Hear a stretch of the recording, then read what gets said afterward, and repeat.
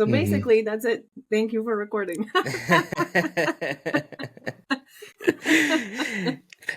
I find that so interesting, the concept that our, because I come from, interestingly enough, a pre-medicine health background. So I did study biology, neuroscience, chemistry, physics, right? Um, but I noticed the same thing when I switched to tech. In certain aspects, there is this sense of similarity between the structures of neural pathways and, you know, with especially modern advancements of the GPUs and CPUs and how AI is coming about and how it's using all these multi, faceted computations to just give you crazy results. Yeah, can we go into a little bit about this and Yeah, in what ways exactly is it similar? absolutely. So I love how you pointed all of these things out because I love to kind of compare the human brain to like a phone, right? Like if we think about like a phone that we carry in our pockets at all times right now, how often do you update the software? Probably like once a week, once a month, like, and it does it on back in the background. Like you put your phone to charge, charge it up throughout the night, you sleep through the night, and all of a sudden you have the updated software. So in the realm of the brain, the software piece is really the thoughts that we're thinking, the thought patterns that keep reoccurring, the beliefs that we have about ourselves or the world that is surrounding us. And then every now and then, you know, we have the hardware update where we go to the store and we trade in the old one or we give it away to our niece or whatever and get a new hardware updated version because, and I don't know if you ever experienced that, Shiva, but like every now and then when you're testing a mobile app, say on an Android phone, and you hit that moment, that point when your software is too advanced for the hardware of your testing device, and you have to make that request to buy new devices because you're unable to test the app that you're trying to ship to your clients, right? Mm. And I see the same happening with some of my clients where they work so hard on updating their software, but sometimes it's the hardware part that is missing there. And what I love to recommend for updating the hardware of the brain is neurofeedback training. For the software piece, therapy and coaching are phenomenal to update the software. But for the hardware, um, improvements in diet are very beneficial. Or doing what's called right now, it's neurobics. It's this new fancy thing where you basically exercise your brain and strengthen the neural networks or build new neural pathways. Or you go into a clinic, a biofeedback clinic, that's what I did, and you essentially show up to your sessions as the hardware of your brain gets updated. So are we calling hardware the body, anything physical? What is this distinction between hardware and software So it's for much easier humans? when it comes to the phone, right? Yeah. And in humans, the caveat is that whenever you update the software, the hardware updates itself too, because it's all interconnected, right? I'm referring here to the biological structure of the brain, the neural pathways, and how it's basically wired. Hmm. And what exactly is being wired would be the software. Exactly. Okay. Yeah. Mm-hmm. Okay. So with this understanding, what what benefits does it provide to think this way?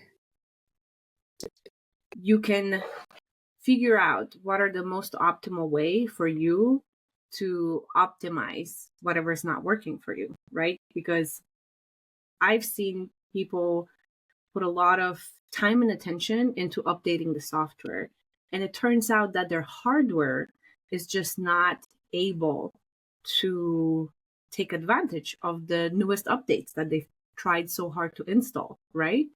And as a great example, my personal example I can share is when I went through sessions of therapy and coaching in my own personal growth journey, and we could go into that a little deeper, I still kept getting stuck. And it turns out that the part of my brain that would be responsible for anxiety and depression was just working harder than other parts of my brain, or you could say more technically at a higher frequency. So with the neurofeedback training, I was able to bring my brain to appropriate frequencies for what it is that I was trying to accomplish in my life. And that helped tremendously. It's even hard to explain because it feels surreal. I mean, you live your entire life and you have this certain way of thinking. And all of a sudden you update the hardware and imagine a life without depression, without anxiety. Like, that could make you unstoppable. Well, also that you feel the bottlenecking release, right? When you don't have that updated hardware and you're trying to push these, whatever it is, these positive thoughts or strong beliefs or conviction that you're trying to build. If there's no alignment with both sides, you tend to have this dissonance in yourself that you're not enough. Maybe, correct me if I'm wrong here, but it's reminding me of ideas such as decluttering my life or cleaning up different areas to free up that mental space that then allows for easier flow of ideas.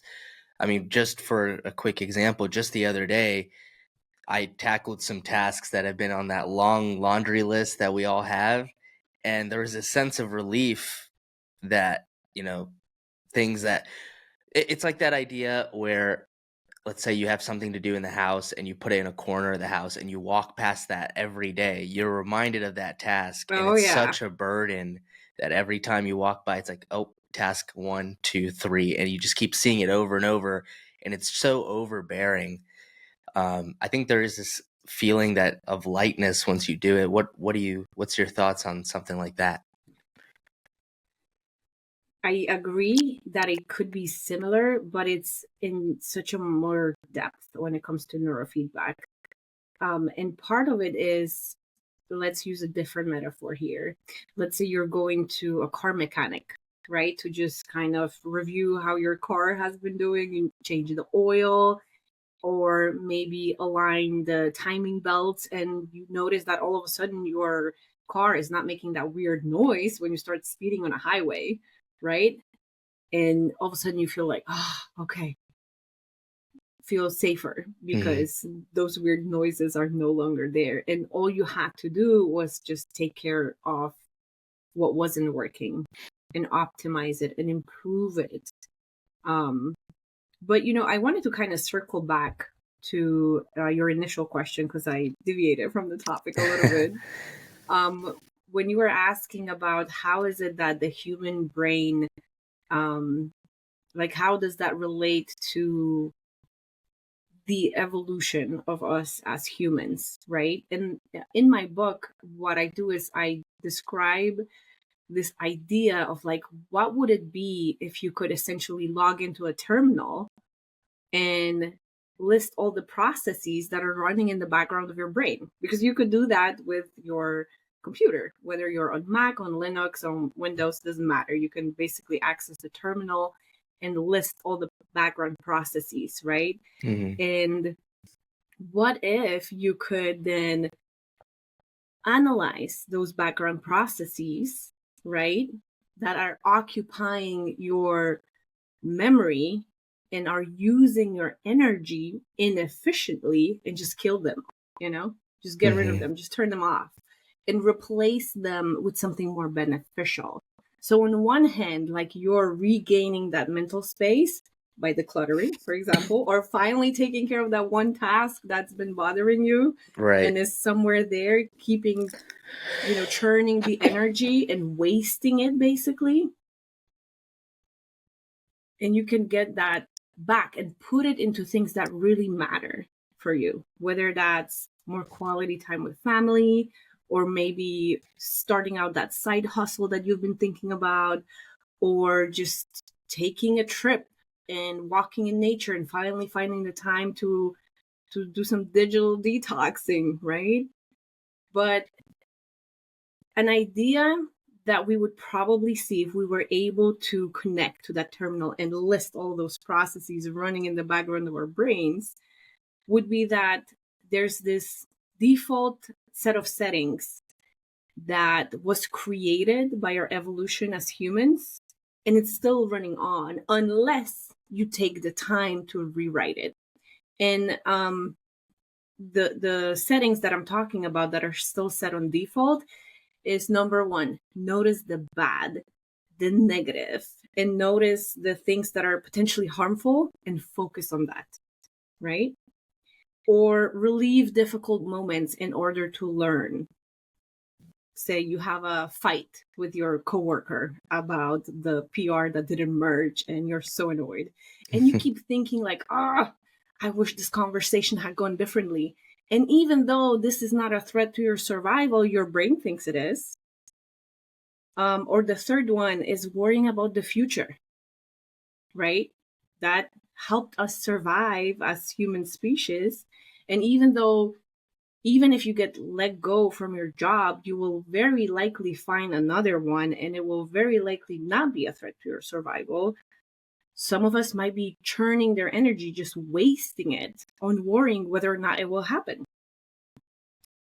And the last piece that I believe is strongly running in the background, if we list those processes, would be to have that strong need to fit in, to contribute, to belong, which in one cases can be phenomenal, but in some other could be really bad, right?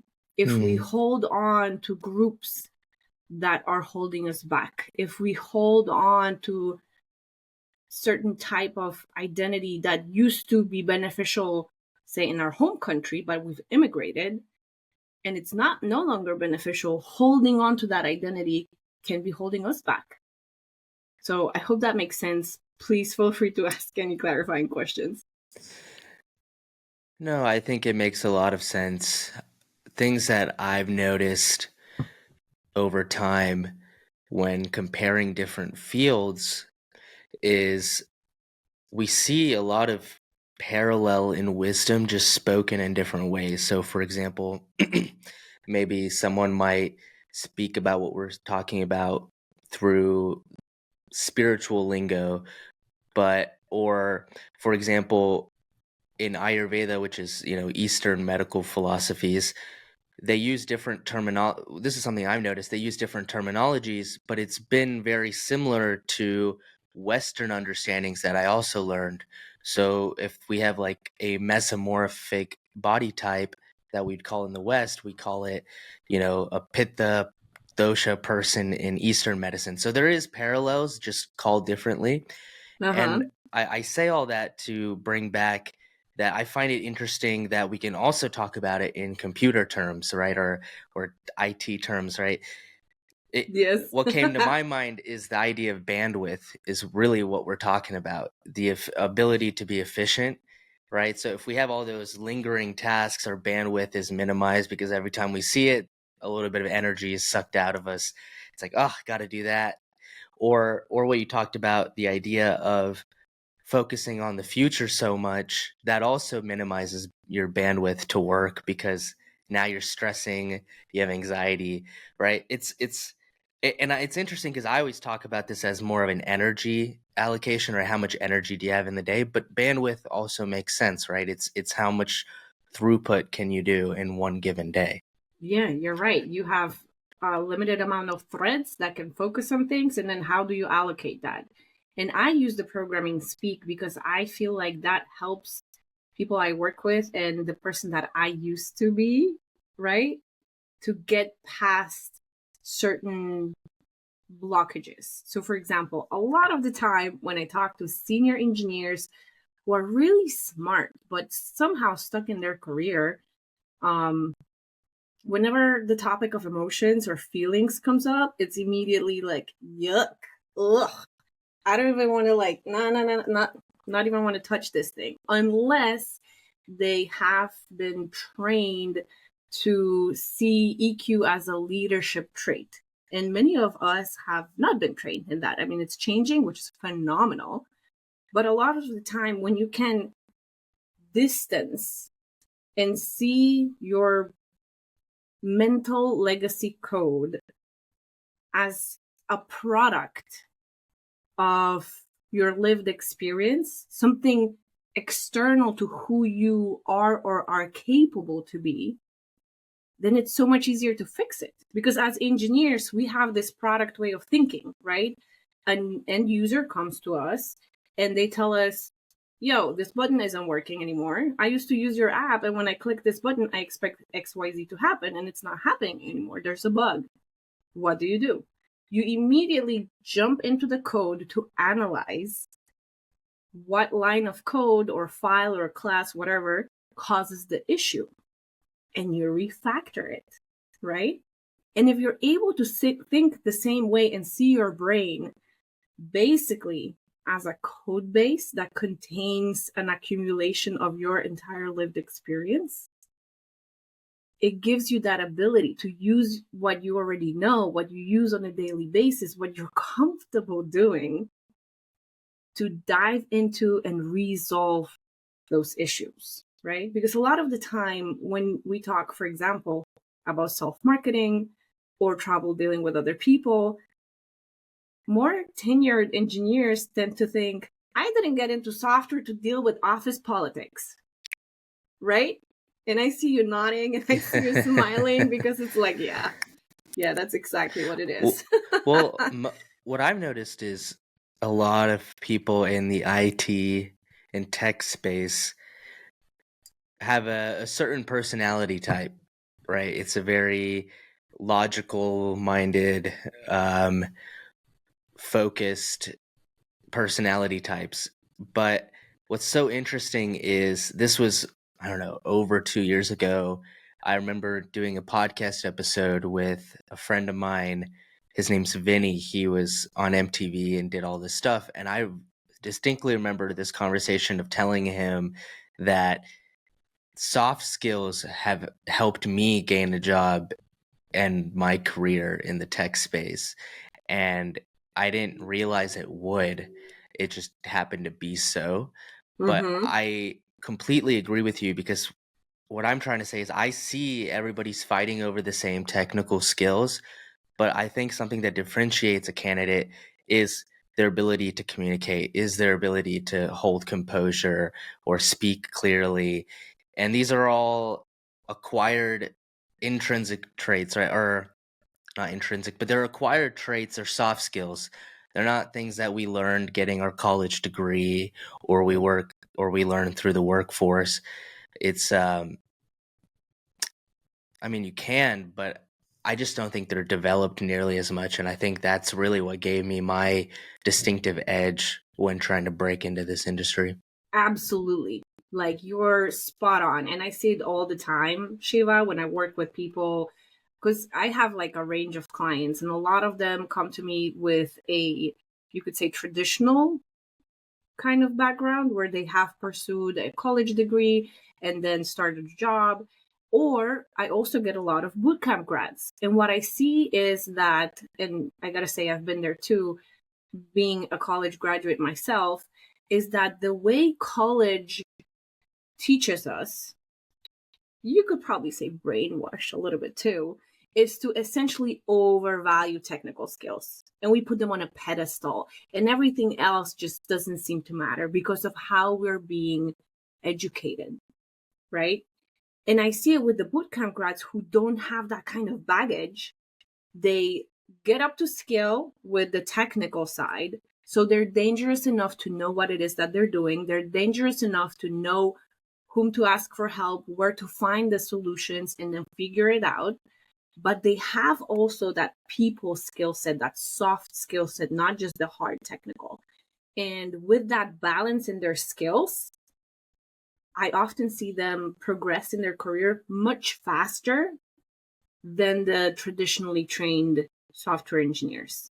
And I get it. I totally get it, because I've been that frustrated subject matter expert, a senior engineer with 7 years under my belt, and someone who has less experience, who had less knowledge, and who was had less years of experience, less knowledge, and less technical skill set, got promoted over my head to a team lead position that I wanted, because he had the necessary skills to leverage people, to lead a team that I didn't have at the time. But in my mind, I've been trained to value technical skills, and I thought that this is all I needed in order to keep on moving up. Mm-hmm. Well, I think we all come to realize we're in the game of people. Any business, any career, anything you do, you're in the game of people, right? So understanding people if not the most valuable skill you'll ever learn, is because Yes. you'll apply it Yes. anywhere, whether you're podcasting, whether you're just going to find friends to play basketball, whatever you were doing, it requires social interaction. So the better you are at it, it will help leverage anything you do, right? So, for example, anybody can learn Python. I think it's significantly harder to learn how to do public speaking if I had zero experience than if I had zero experience with Python and had to learn Python. And I've done both. And I think, learning the technical skills, and you know this being in this field, you can learn a little bit just to get your foot in the door and then go in depth if you need to in any sort of tool or software. But it's those soft skills that those are only developed with time and years and practice. So it's so valuable. Absolutely. I totally agree with you. And it's funny that you started talking earlier, a little bit earlier, that there are certain types of personalities that are being attracted to tech. And I immediately thought that you will fall back on the introvert versus extrovert kind of spectrum, because that's a common discussion. Right. Someone like But Mark Zuckerberg. yeah, but the thing Personality. is, engineers like to hide behind our screens Hmm. because, again, how are we being trained? How are we being taught? We're being taught to be good at solving technical problems. So naturally, that makes us feel good. So we kind of stay away from those interpersonal, social interactions and dynamics. And then being an introverted only plays a role in the sense that the social interaction are more draining, so you are not more naturally inclined to seek them out yourself. For extroverted people, it's more that they crave that human connection because that helps them recharge. But being introverted versus extroverted has nothing to do with your social skill set. It's just really the amount of effort and time that you've put into developing those skills. The introversion versus extroversion is more about how you recharge and regain the energy. But I see people all the time using it as an excuse for not working towards those social skills. Right. Now, I'd like to switch gears here along the lines of the same topics, but I saw this topic idea that you had on your profile, and I thought it was so interesting about the connection to psychedelics. Oh, So, yeah. so what exactly is happening here? Okay. So we started this podcast talking about optimizing your brain Mm-hmm. on the software and hardware level. So again, for software, therapy and coaching are phenomenal. But for the hardware, you have to do some other things, because coaching and therapy are probably not going to fix the hardware. So I recommend doing neurofeedback training, also called QEEG biofeedback training. And if you do these three things, you could potentially look into psychedelics. And I talk about looking potentially into psychedelics is because there's a lot of risk involved, right? And that's the very first thing I would like to address, that it could potentially ruin your life, even kill you, if you're not prepared. But it's such a potent, I don't even know what's the appropriate word to use, tool for growth and development, and the kind of insight that you could get is just mind blowing. And going back to my brain phone analogy, when I did my psychedelic experience, it was like a 1 weekend retreat in a safe and legal setting with medical oversight. I felt like I literally plugged my brain to the cloud being the universe, and I downloaded a lifetime full of wisdom, the kind of wisdom that people get on their deathbed at 97 when they're looking back at their life and they're finally able to connect the dots. I got that at 34. And it was phenomenal. It was like a cherry on the top of everything I've done in terms of my personal growth and development journey. But I put a lot of time and intention in preparing into it. And therapy, coaching, neurofeedback training have been instrumental to that, especially that with neurofeedback training, the very first step is getting a brain map, is getting your brain scanned to analyze and see on a hardware level what's working, what's not working. And a skilled clinician could tell you, okay, your brain, or specifically the default mode network in your brain, is working well, so you should be safe doing psychedelics, or it's not working well. So you could potentially experience an outbreak, a psychotic outbreak, or have schizophrenia come, alive in your life.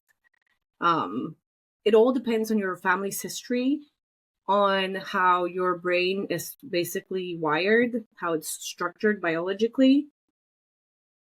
But it's a great way to minimize the risks. I went into it because I was pregnant with my third child and I had experienced postpartum depression before, and it was shitty. And I wanted to make sure that it's not going to happen again. So when I binged this Netflix documentary on psychedelics, one of them is called How to Change Your Mind. Phenomenal documentary. And the other one is called Unwell, and episode 4 was about ayahuasca, which is what I did. There was this piece towards the end of the documentary where a scientist in a lab is basically measuring how human brains are reacting under the influence of psychedelics. So they consume the tea, and then their brain is being scanned to see how it changes its operation, to understand why psychedelics can have such a powerful effect. And the scientist says, a lot of people have told me that it feels like 10 years of therapy in one session. And with my history of postpartum depression and having had someone, a therapist, who had helped me get out of it just through talking, I was like, oh, sign me up. I can have 10 years of this in just a weekend? Like, that's incredible. That's like exponential growth. Sign me up. And so I did it. Yeah. It was amazing. Well, time is the most valuable thing we have as humans. And if you can, like we talk about, optimize, if you can streamline that and gain the wisdom you would have at 90, at 30, then, that's like the biggest blessing ever, right? It's like a gift of time almost. Yes.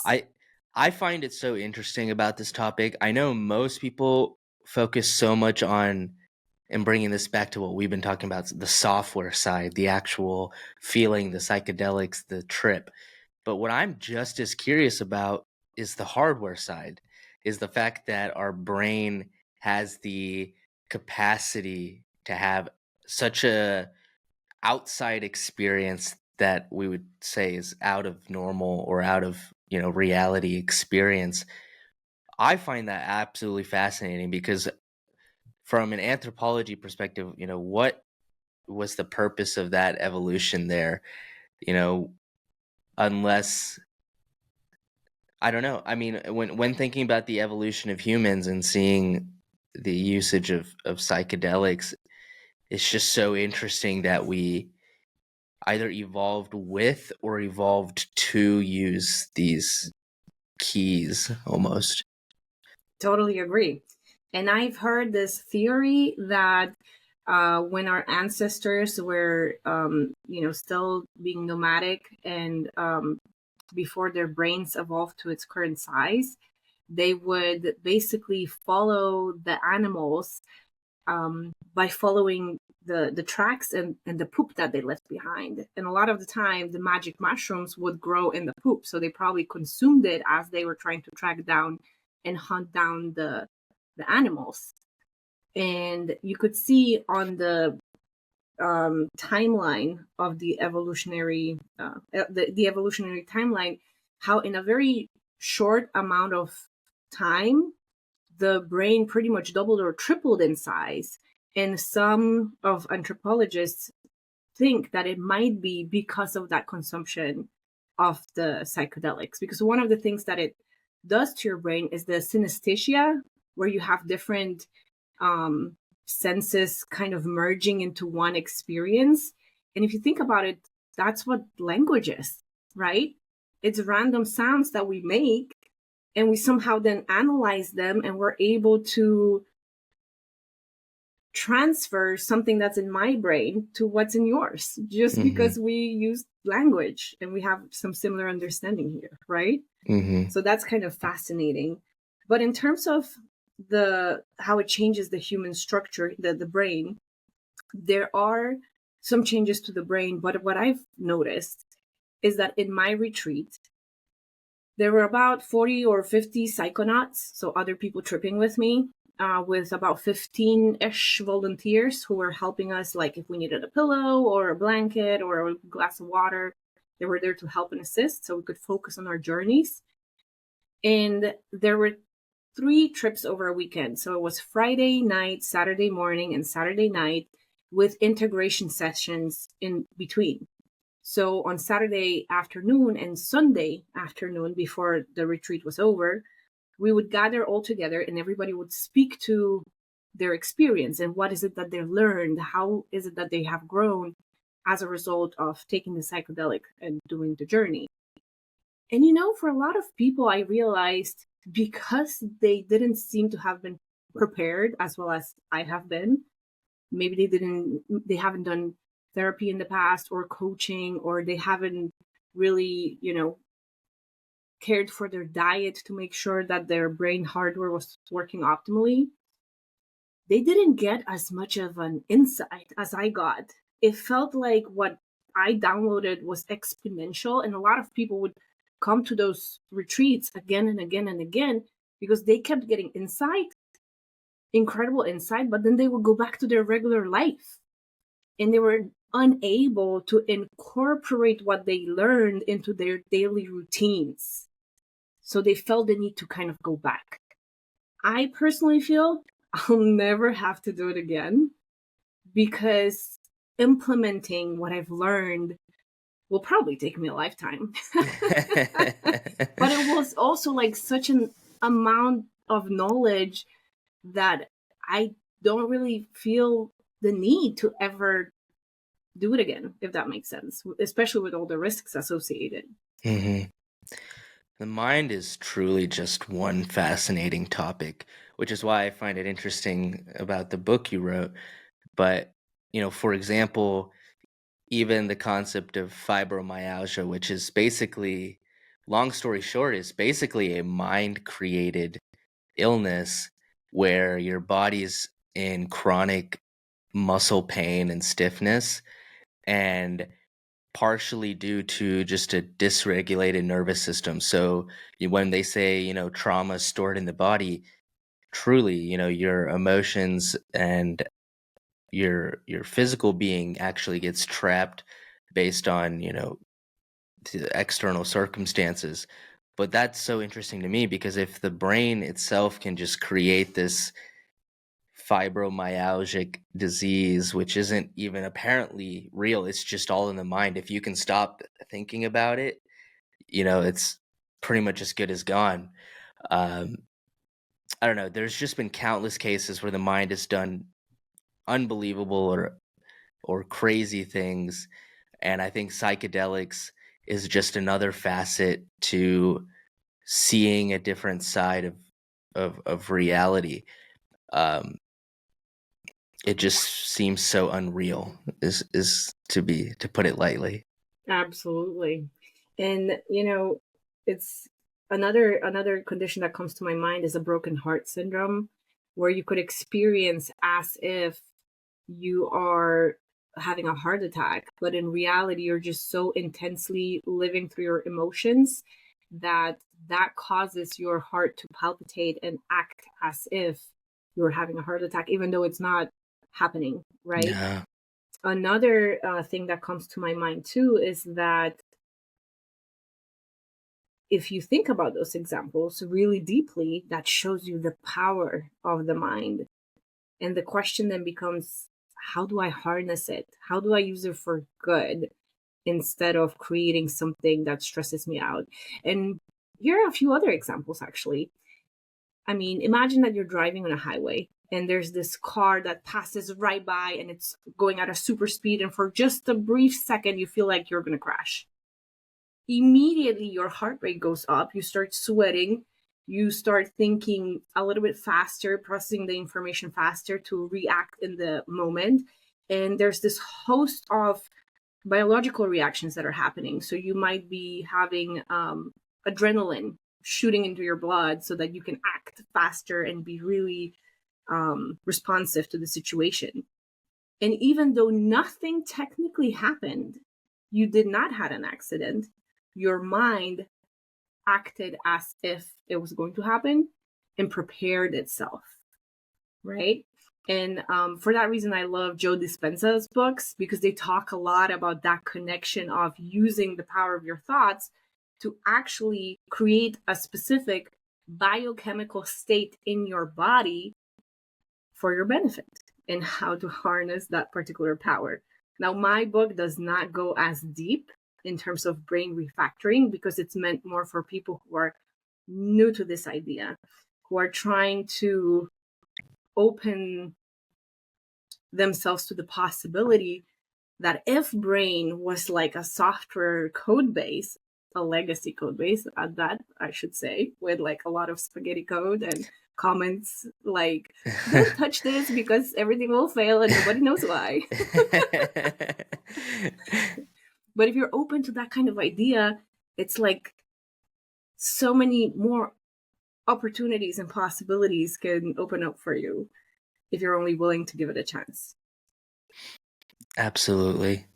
It's going right back to how this all started. It's all neural circuitry, and I think it's so interesting, the concept of it, whether we talk about psychedelics or personal growth or getting a job in the IT tech space, it's all centered around neural circuitry, which is why I found it so fascinating that in your coaching program, you first start with the mindset and you look at this idea of fulfillment. You're like, well, what is fulfilling to you? And I like that, because I think too many people, understandably so, run towards money or the salary or just a better job, but aren't fulfilled after they get there. And that's got to be the worst, because now you're doing something you hate for money that you can't even either enjoy, spend, use, whatever. But um, I do want to ask you one last question. As you know, this show is called Learn or Be Learned, so I love to ask this closing question of what is one life lesson that either you've learned from someone or you want the audience to learn from your life? I would say that the brain, as you just literally expressed it a moment ago, Shiva, is at the center of everything you do. So if you can improve your brain, everything else will improve too. And that's really the lesson that I would like to leave with you guys here. Amazing. Well, thank you so much for being on the show. If you guys are curious to check out her book, all the information will be linked. So thank you so much. I appreciate your time. Absolutely. And I'm just going to quickly add that it's available on Amazon. So if you just put brain refactor in the research bar, you'll easily find it. Awesome. Great. Thanks. Thanks so much.